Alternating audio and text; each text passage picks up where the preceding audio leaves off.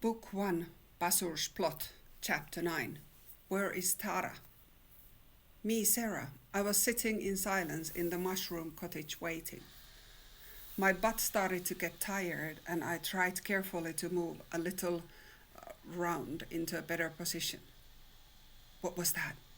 I heard a crack from outside. Not much, just one small crack. The door opened. I could not even breathe. I could not see since the cape hood was on my face. I just stared into the hood and waited silently.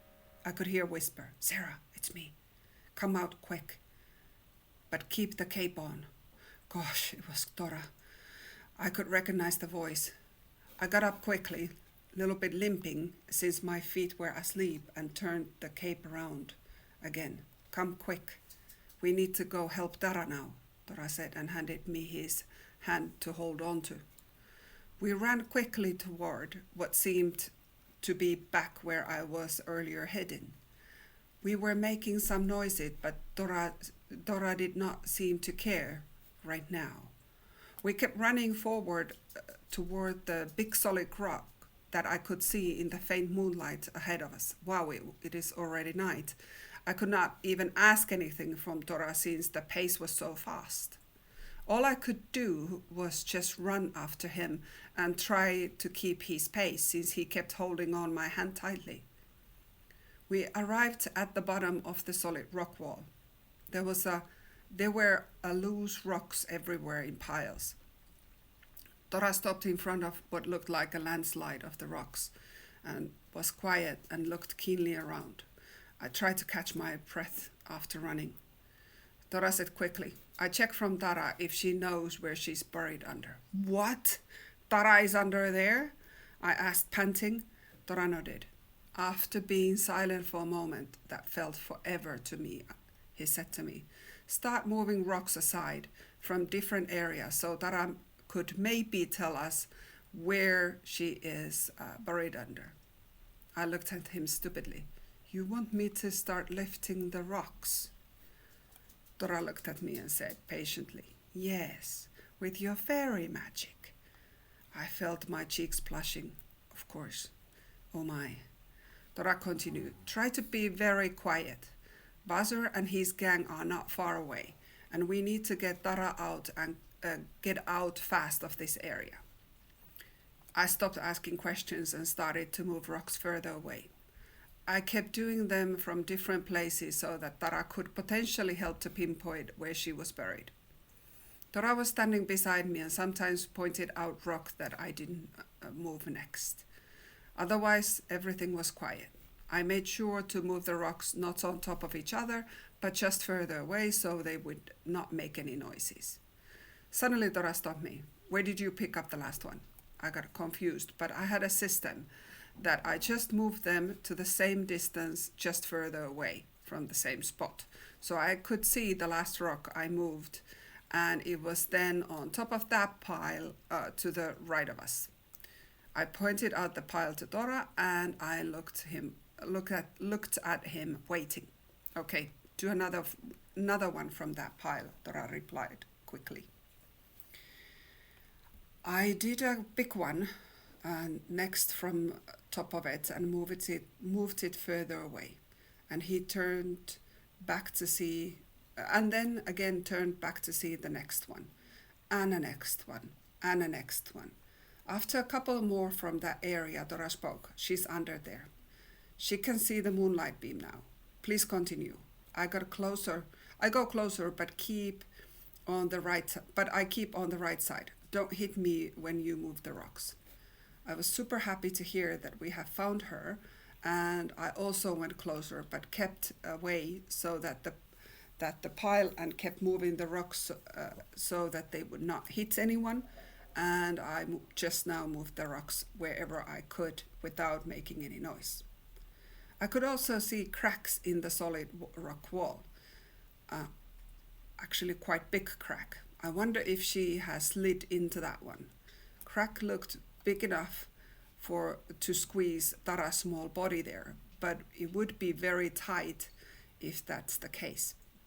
There is there is that huge rock in front. I moved a couple of small ones out of the way and then focused moving that huge piece of rock outward, just 2 meters away where it was sitting.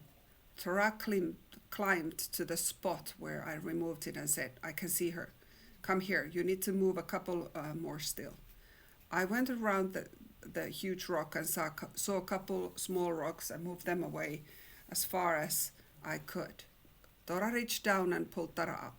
I could hear her whining from pain. Since she was black as night, it was very hard to see her at the night, even if there was a moonlight right now. Tora heaved her to his back, and Tara held on to him. Okay, now follow us, Tora said. Hey, I cannot see either of you, since you are not really visible when you walk, and you have a cape. So I can see, Tora, your face when you look at me, but not from behind. I cannot see anything. Tora gave me end of rope and tied it to Tora's waist. Okay, now let's go, Tora said. I did not ask where we were going or if it was far. I just walked after them holding my end of the rope. We walked maybe an hour and we arrived to a small clearing. Well, it wasn't really a clearing since it was so tiny, just enough that a couple of trees were missing and moonlight was able to penetrate to the woods. I saw just huge trees around and nothing else, nothing out of ordinary. No one living here or any signs of anyone. Tara got out of Tora's back and she drummed her fingers against one of the big tree trunks. It was something rhythmic tapping and then nothing. The night was silent. I could hear owls far away hooting, but nothing else. It was like the world had stopped spinning and it was just waiting for something to happen. Suddenly the big tree trunk started to crack quietly and the door opened. An old elf-looking creature peeked out and said, Tara, you are in need of help. Step in. He was looking suspiciously at me, and I heard Tara say, yes, this is Sarah, the human who is helping us with Seafarer and to uncurse our Myria folks. Elf looked at me once more and said, Tara, jump on my back. You look too hurt to walk up with that foot. Tora, close the trunk after you. It was actually quite a long walk down to earth with the narrow stairs. The staircase was dimly lit. It was nice, warm and dry. We arrived at a quite large room where multiple elves were sitting and doing different things, cooking, knitting, reading. They all looked up when we arrived. Tora took his cape off and instantly his light lit up the room. He signed to me to do the same. I did not shine though. I felt laughter building it up inside me, but I kept my face straight. It was not the time to start laughing. It would be hysterical laughter if I let it come through to surface. The elf who met us upstairs lowered Tara to one of the beds in a recess. A couple of other elves hurried by her and started to check on her and tending her wounds. I asked, is Tara badly hurt? Everyone looked at me instantly. I felt like they did not expect me to speak, or maybe they did not expect me to care. Anyway, I kept looking at them worryingly. One of the elf ladies replied, nothing too serious. We will tend her wounds and put healing wrap to her ankle. She will be okay to walk tomorrow, even though she will be quite sore. I sighed in relief and looked at Tora. He looked relieved too. Tora said, great, thank you. Is it okay if we sleep here tonight? It is well past midnight anyway. The oldest looking elf nodded. I slumped into a chair close to me. I felt so naked. My stomach was crawling, but all I wanted to do was sleep. An elf girl brought me food in front of me and pushed a jar to my hand. I was so tired I just looked at the food and drink and did nothing. The older elf lady came to me and said in orderly voice, "Eat.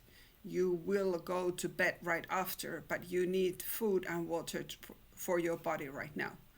I looked at her and I tried to obey. My eyelids started to be so heavy. I think I made it halfway through the sandwich before falling asleep. Maybe. I don't recall really anything.